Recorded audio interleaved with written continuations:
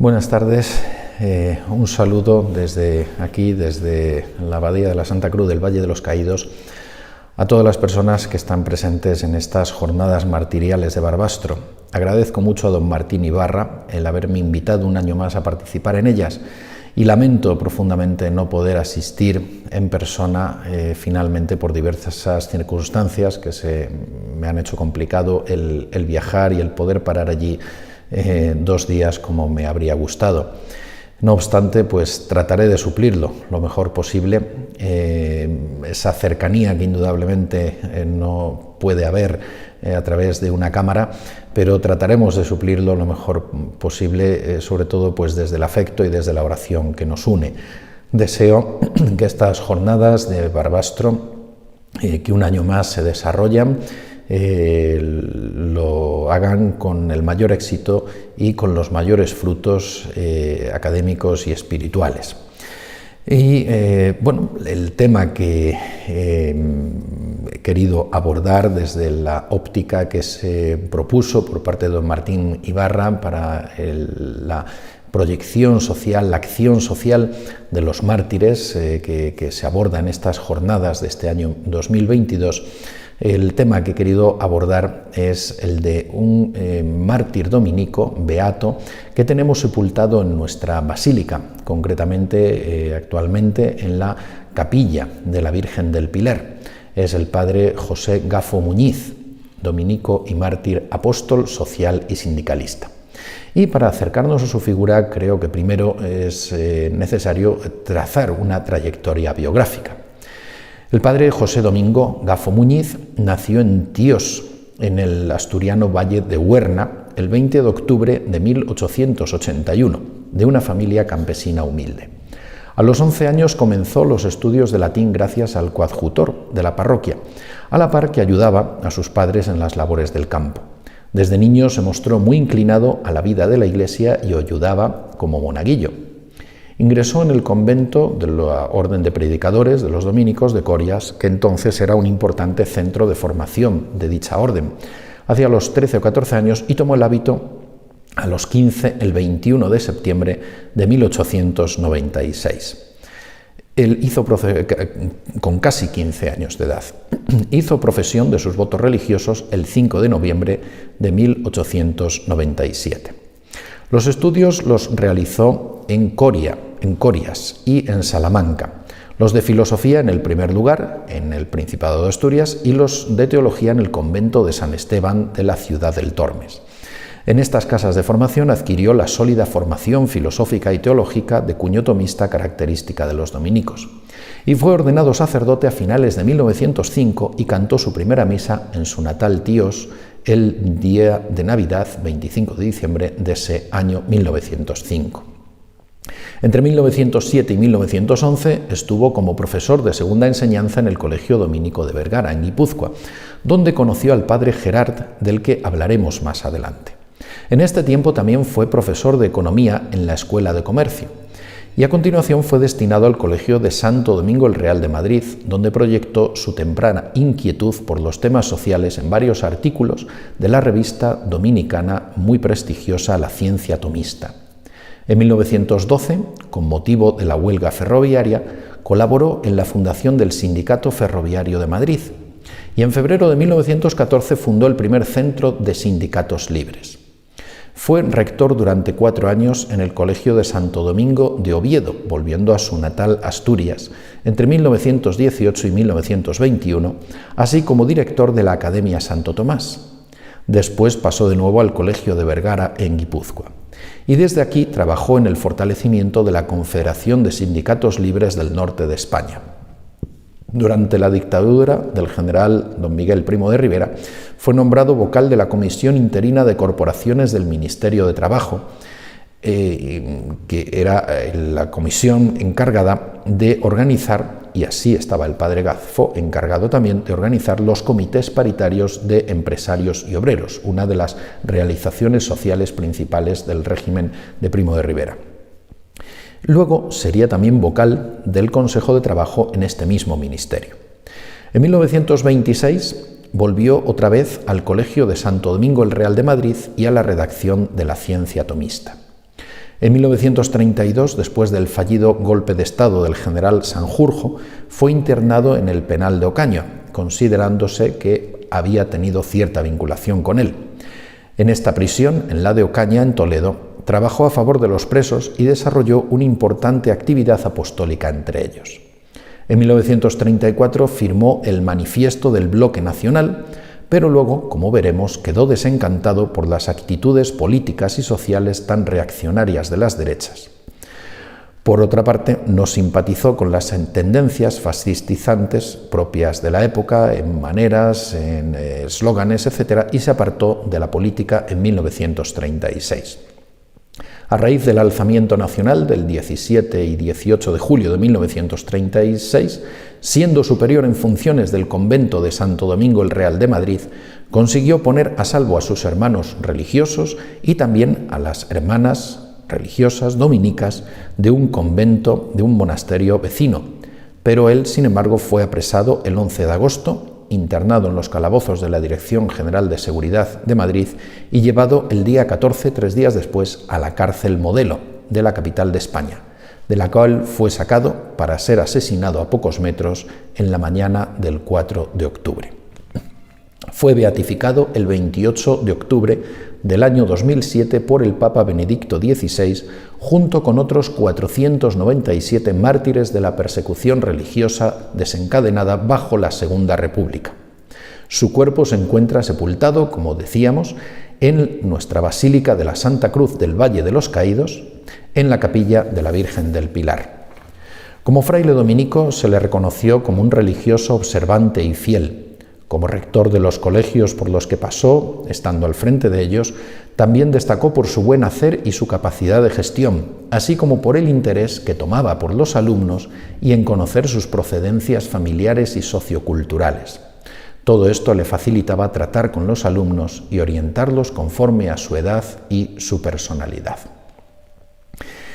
Podemos hablar también, un tema importante que es el de su formación intelectual y la forma en que esto fue influyendo en la evolución de su pensamiento social.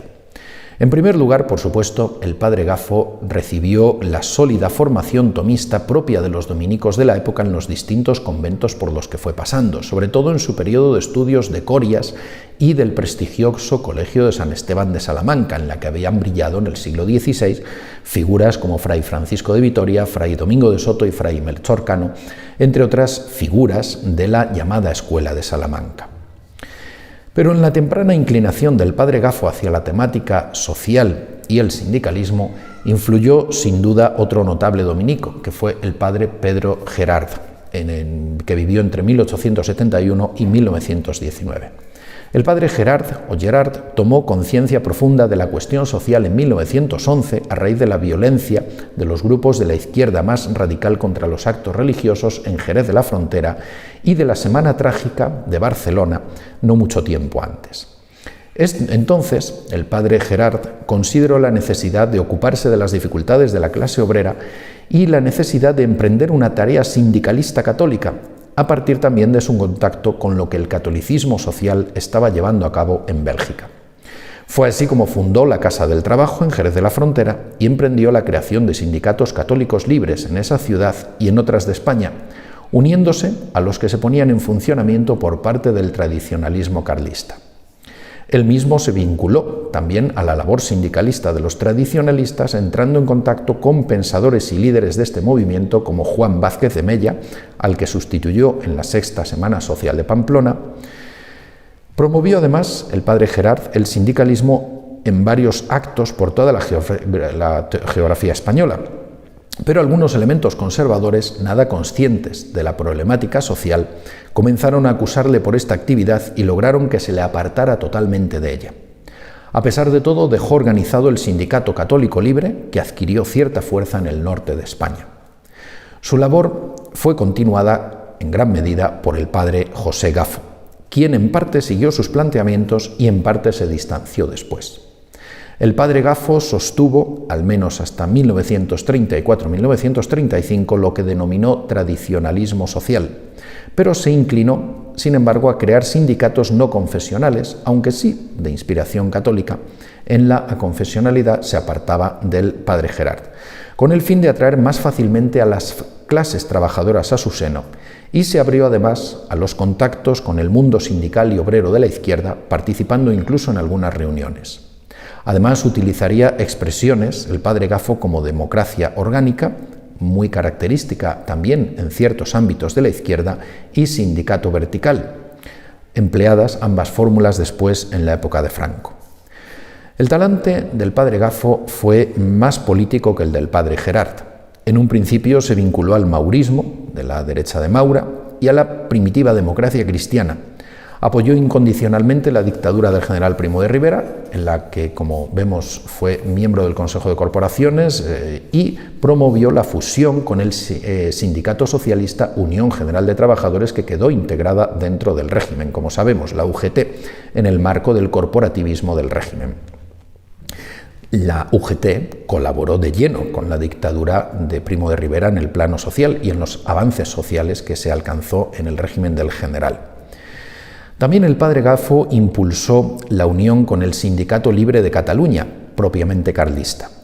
Durante la Segunda República propuso la creación de sindicatos profesionales y fue elegido diputado por Navarra en una lista electoral tradicionalista carlista en representación de los sindicatos católicos.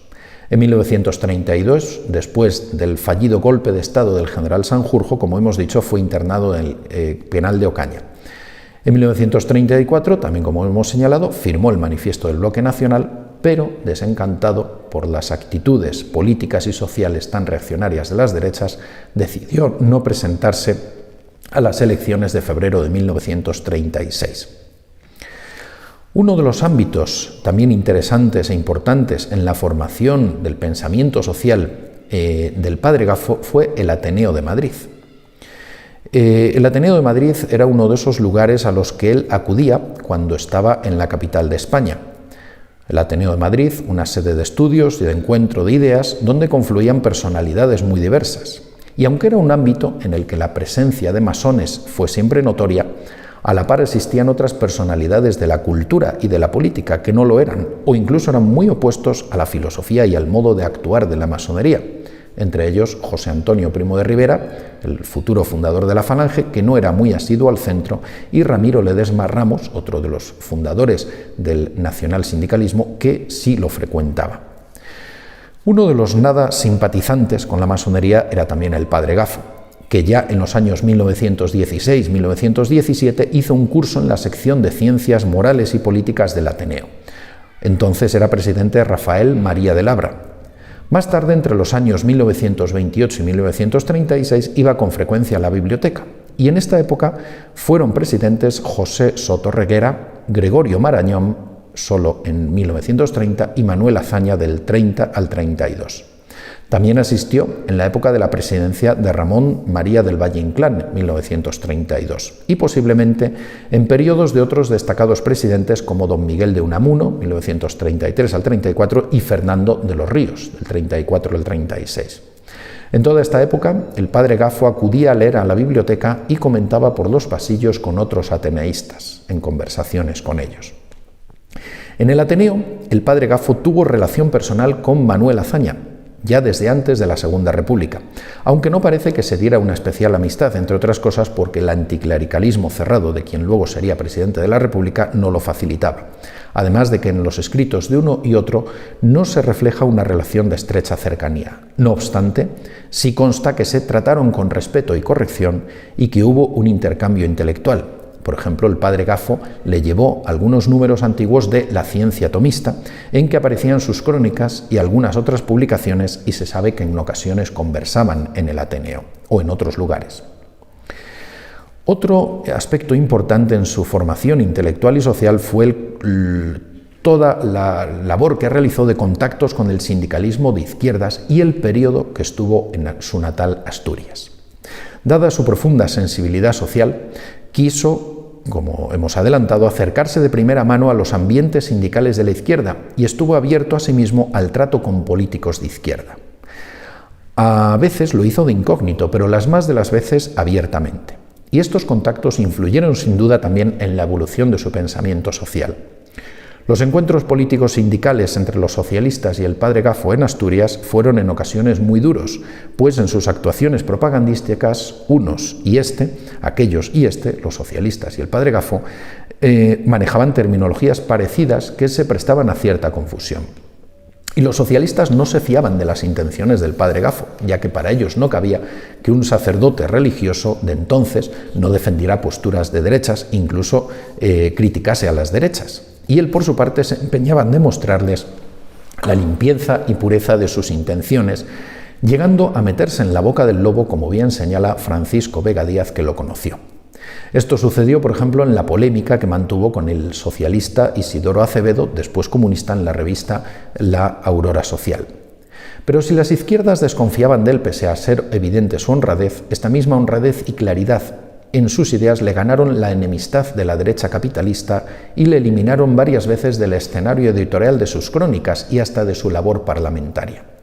Algo semejante a lo que le sucedería a José Antonio Primo de Rivera, a quien Gil Robles llegó a calificar de bolchevique en las Cortes, en el Congreso de los Diputados.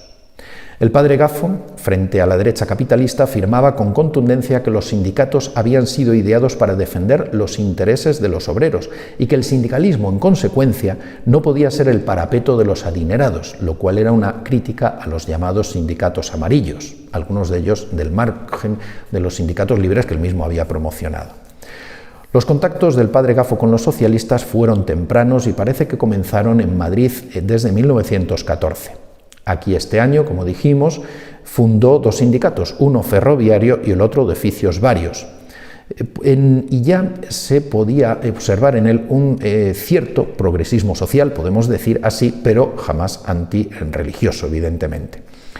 Unos años más tarde, en 1923, contactó con los medios obreros de izquierdas de Barcelona y Valencia, juntamente con el también dominico padre Tomás Sánchez Perancho.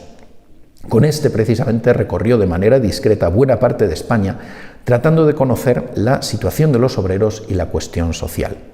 Concretamente en Barcelona trataron personalmente con el líder y pensador anarcosindicalista Ángel Pestaña, con quien años más tarde también varios líderes falangistas procurarían un acercamiento de posiciones entre el anarcosindicalismo y el nacionalsindicalismo. Por lo tanto, desde muy pronto se acercó a conocer los problemas de los obreros y estudió el modo de acercar posiciones entre las ideas sociales de las izquierdas y la doctrina social de la Iglesia, rechazando siempre, por supuesto, el materialismo y el odio ateo del marxismo y a la vez procurando hacer avanzar el pensamiento social católico.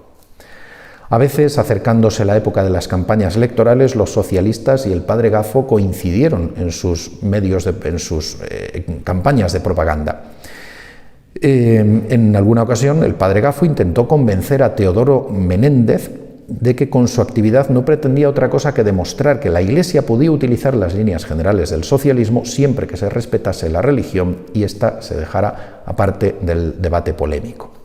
Teodoro Menéndez fue un político y sindicalista socialista que murió casi centenario. Nació en Oviedo en 1879 y murió en 1978 en Madrid. Perteneciente al PSOE y a la UGT, fue concejal del Ayuntamiento de Oviedo, después diputado en las Cortes y diputado de nuevo en la Segunda República. Su participación en la huelga ferroviaria de 1917 le llevó a ser encarcelado y lo mismo a partir de la Revolución de Asturias de 1934 por su participación en ella, hasta que fue liberado con la victoria del Frente Popular en febrero de 1936.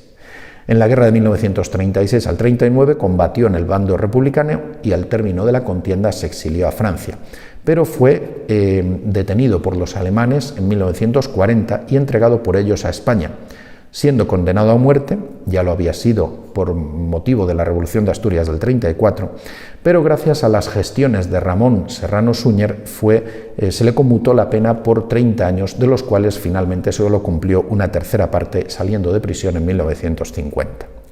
Para el padre Gafo, Teodoro Menéndez era un hombre bueno, sano de espíritu e incapaz de cometer felonías. Teodoro Menéndez, por su parte, consideraba que el padre Gafo estaba más cerca de los socialistas que del también dominico padre Maximiliano Arbolella, otra de las personalidades del pensamiento social de la época, por otra parte bastante avanzado.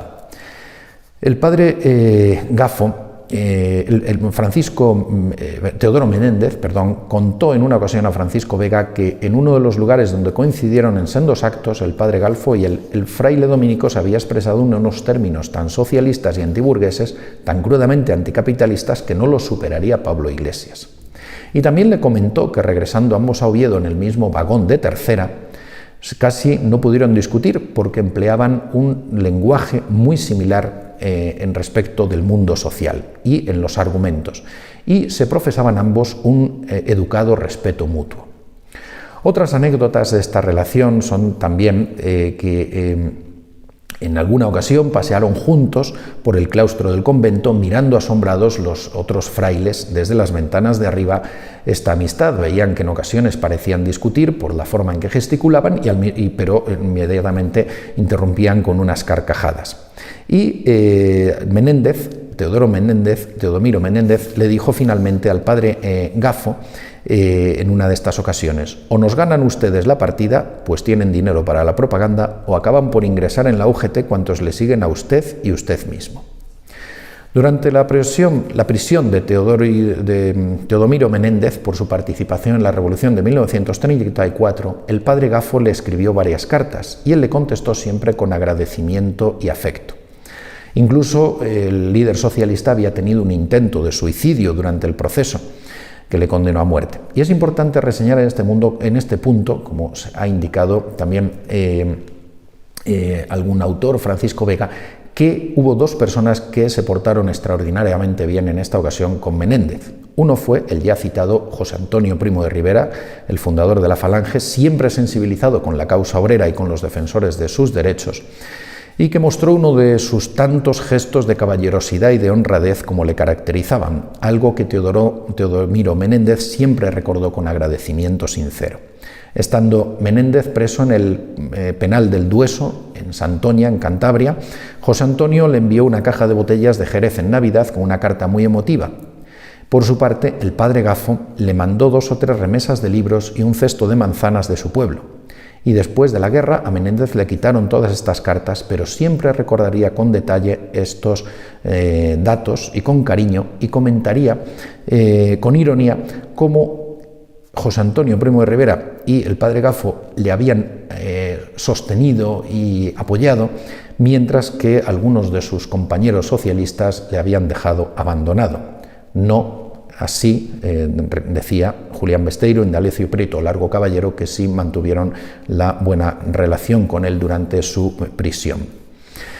El periodo al frente del Colegio de Santo Domingo de Oviedo, en opinión de Francisco Vega, frente a la afirmación hecha por otros autores, fue de gran importancia en el pensamiento social del padre Gafo, porque le permitió conocer directamente las circunstancias en que se desenvolvía la clase obrera y especialmente de la minería asturiana, y poder deslindar mejor así la falsaria o equívoca conducta de muchos de sus compañeros católicos de viaje. También tuvo gran importancia, y podemos destacar la polémica mantenida con el socialista Isidoro Acevedo, a la que hemos hecho referencia ya. Es muy interesante esta polémica escrita. Isidoro Acevedo fue director del periódico socialista La Aurora Social desde 1914 y en 1921 fundaría el Partido Comunista Obrero Español, que se integraría unos meses después en el Partido Comunista de España, el mismo 1921. Se considera que el padre Gafo consiguió vencer en la argumentación a su contrincante en estos artículos, así como en algunas disertaciones públicas con coloquio y en un curso de conferencias que dio sobre puntos de coincidencia entre el catolicismo y el socialismo. También en la revista de los dominicos, La Ciencia Tomista, de la que fue redactor jefe durante varios ciclos, interrumpidos por ceses en los que se le relevaba por su avanzada posición y su crítica de las derechas, editó unos artículos denominados Crónicas Científico-Sociales, el padre Gafo. En ellos mostró un pensamiento muy avanzado, por lo que era corriente entonces para el sindicalismo católico, y una cultura sociológica muy notable. Algunos de los otros periódicos, diarios en los que escribió fueron El Carballón, diario de la Mañana de Oviedo, El Pensamiento Navarro, uno de los principales periódicos tradicionalistas carlistas de Pamplona, El Debate, fundado por Ángel Herrera Oria, de la Asociación Católica Nacional de Propagandistas en Madrid, El Pueblo Vasco, de tendencia monárquica y maurista de Bilbao, La Gaceta Regional, periódico católico y conservador de Salamanca, desde 1931 vinculado al grupo de los agrarios, y La Nación, creado en la dictadura de Primo de Rivera, vinculado a esta y a su herencia en Madrid. Pero respecto de la Revolución de 1934, decir que marcó un impacto profundo en la persona y el pensamiento del padre Gafo. El padre Gafo, en su condición de diputado por Navarra, realizó en cuanto pudo una visita a Asturias con motivo de estos dramáticos acontecimientos, en cuanto quedaron restablecidas las comunicaciones. Visitó a sus familiares, fue comprobando que estaban bien, tenía familiares y amigos en ambos frentes. Lo que más le impresionó fue la visita a Oviedo. Le horrorizó al conocer noticias tremendas tanto de los acontecimientos desastrosos provocados por los revolucionarios como de las causas sociales que habían motivado esto. Para él fueron los más amargos días de mi vida. A su regreso lamentó que en las Cortes españolas no se abordasen las verdaderas causas de estos sucesos, que eran las sociales, y que la derecha reaccionaria incluso evadiera hacerlo, aduciendo que los mineros asturianos tenían unos salarios muy elevados. Él apostillaba, como si en Asturias no hubiera paro forzoso, no hubiera mucha miseria y hambre, como si la minería no estuviera en constante crisis, como si para los patronos, mucho más para los obreros. En este ambiente injusto de tanta miseria e inseguridad es donde se forjan las revoluciones, escribió en El Carballón de Oviedo. Y los datos que los historiadores nos ofrecen con respecto a esta situación son reales. También expresó en este artículo el padre Gafo: aspiro a que no haya pobres y miserables, porque en este ambiente injusto de tanta miseria e inseguridad en el vivir es donde germinan la mayor parte de los revolucionarios y se forjan las revoluciones. No dudó en ofrecer recias críticas hacia las derechas y los capitalistas nada sensibilizados con las necesidades de la población obrera. En la primavera de 1935 recorrió Asturias dando conferencias en diversas localidades y escribió algunos artículos que revelan nítidamente su posicionamiento social cada vez más decidido a profundas reformas. Conociendo de primera mano que la situación dejada por la revolución y las reacciones represivas posteriores preparaban una verdadera catástrofe social, moral y económica, entendía cada vez más que no se podía esperar todo de las medidas de los gobiernos. Llamó así a las fuerzas económicas y sociales a iniciar con generosidad una reactivación material y ciudadana, a todos para llegar a un pacto social que sacase del marasmo a una sociedad hundida en el hambre y la miseria, en la tristeza, por las represalias y las crueles venganzas, por el rencor, por las ansias de desquite. Contemplando el cuadro dramático de las Asturias del 35, descalificó tanto la asistencia social que practicaba la Iglesia sin llegar a reformas más de fondo, aunque sí promovió la acción social católica de nuevo, y por otra parte la represión llevada a cabo por el Estado. Fue importante su conversación con el obispo de Oviedo, Monseñor Justo Antonio Echeguren y Aldama, para reactivar esta acción social católica. En el Carballón de Oviedo, el 13 de abril de 1935, publicó un importante artículo dirigido a los patronos asturianos, donde de algún modo asumía la voz de fuerte contenido social de algunos antiguos padres de la Iglesia y, llenándose de amor a su tierra asturiana, clamaba diciendo: Asturias no puede continuar un día más en este estado de sorda inquietud, de medrosa pasividad, de tirantez de relaciones entre patronos y obreros, engendradora de odios no extinguidos y reconcentrados en apetencia de mutuas represalias y crueles venganzas. Hay que superar el pasado con mucho esfuerzo de alma, lo piden los sentimientos humanos y cristianos, y llamaba a despertar para crear una nueva era de entendimiento, de concordia social y de avanzar hacia la justicia social. Hágase el llamamiento a empleados y trabajadores desde todas las empresas con las perspectivas de nuevos y decorosos pactos de trabajos, sin retroceder un milímetro en las conquistas sociales ya logradas, decía él. Condiciónese la nueva vida contractual en el trabajo, para la debida solvencia moral y material, que las nuevas asociaciones obreras sean puramente económicas y profesionales, sin concomitancias políticas, despolitizar el sindicalismo, y estemos a los resultados que yo aseguro han de ser en adelante beneficiosos y renovadores. En el diario de sesiones de 1934, en el número 84, se refleja cómo el pensador y sociólogo dominico consideraba que en la raíz de toda cuestión social había una cuestión económica y que el problema económico, inferior en categoría, tenía un carácter primordial que no se podía eludir. Así lo había advertido y decía: patria con hambre, familia con hambre, propiedad con hambre, democracia o no democracia con hambre, orden con hambre, dictadura o no dictadura con hambre, ejército o no ejército con hambre, hombres y gestos políticos con hambre a la vista de la mayoría del pueblo. No puede ser sino ofreciendo a ese pueblo hambriento el pan nuestro de cada día. No es posible otro recurso, ni otra bandera, ni otro programa. El año 1936 está marcado en su vida por dos hechos. El primero de ellos, la desilusión por la carencia de sensibilidad social de buena parte de las derechas y el espíritu profundamente reaccionario de buena parte de las derechas, a pesar del cambio que en ellas se debiera haber producido con motivo de la Revolución de Asturias del 34.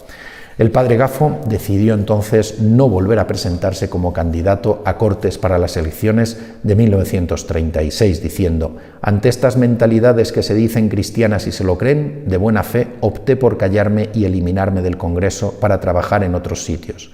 Quizá la revolución o la amenaza de la misma sea el único remedio de urgencia. Es decir, de un mal, como veía que era la revolución, consideraba que se podía extraer un bien, un aldabonazo para la conciencia social, que la revolución de Asturias no había sido suficiente, pero que esto que auguraba que iba a suceder podía ser que hiciera activarse la conciencia social. Esta revolución por venir, en medio de todos sus males, puede traernos grandes bienes, como sucedió con la anterior, 1917, la de Rusia. Es otro aldabonazo para despertar. Si se despierta en efecto y se trabaja en el sentido de rectificación que queda indicado, espero días magníficos para España. Siendo superior del convento de Santo Domingo el Real de Madrid, fue detenido por la Brigada Socialista Amanecer e internado en la cárcel Modelo de Madrid. Primero estuvo 3 días en la Dirección General de Seguridad, en los calabozos, como sabemos, y fue asesinado el 4 de octubre de 1936, a pesar de cuanto por salvarle hizo un socialista asturiano cuya buena voluntad fue sobrepasada por los trágicos acontecimientos. Los milicianos no solo se contentaron con dispararle, sino que también se ensañaron con su cadáver. Al ver la foto de su cadáver acribillado a balazos, su compañero de prisión, padre Carlos Vicuña, fraile agustino, exclamó: parecía dormido el gran batallador católico. Como hemos dicho, se encuentra sepultado en la Basílica de la Santa Cruz del Valle de los Caídos, en la capilla de la Virgen del Pilar, y gracias sobre todo a la beatificación, en gran medida podemos decir que se ha recuperado el conocimiento de esta figura tan interesante para el pensamiento y la acción social católicos, para la historia contemporánea de España, para la Orden de Predicadores y para mi querido Valle de los Caídos. Desde aquí, por lo tanto, un agradecimiento y un saludo, sintiendo no poder estar presente en estas jornadas martiriales de Barbastro, a las cuales me uno, no obstante, desde el afecto y desde la oración, encomendando su éxito y sus buenos frutos. Un abrazo para todos y muchas gracias.